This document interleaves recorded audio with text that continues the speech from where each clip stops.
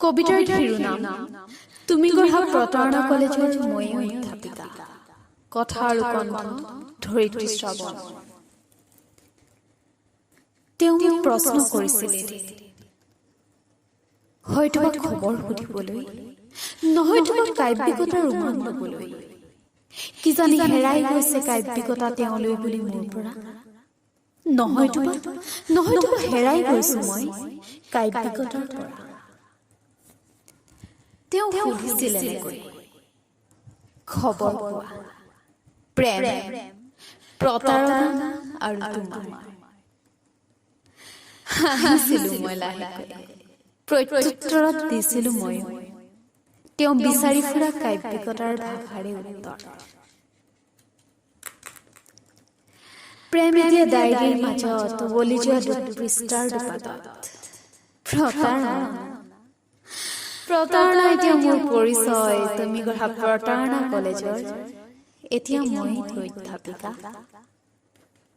হেই, নুসুধিবা না মোৰ খবৰ, কোনেও নলয় দেখোন আজিকালি মোৰ খবৰ। মোৰ লগত জড়িত হয় তোমাৰ খবৰ, বিৰক্তি লাগে জানা, বিৰক্তি লাগে নজনাকৈ দিবলৈ তোমাৰ খবৰ। নিদিয়া হলোকে এতিয়া আমাৰ খবৰ। সেই আজি বহুদিনেই হ'ল কোনেও নোলোৱা মোৰ খবৰ। বাক স্বাধীনতা হেৰুৱাই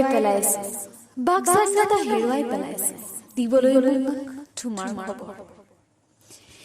সেই অভিমানী তোমাৰ হৃদয়খনলৈ আজিও মনত পৰে জানো, আজিও মনত পৰে।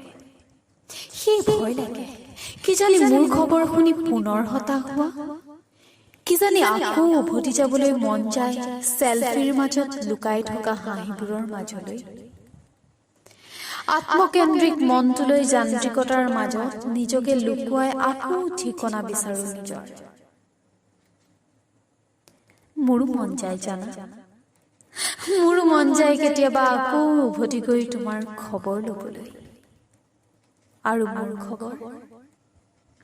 মোৰ খবৰ তোমাক দিবলৈ। কিন্তু থমকি ৰওঁ, কাৰণ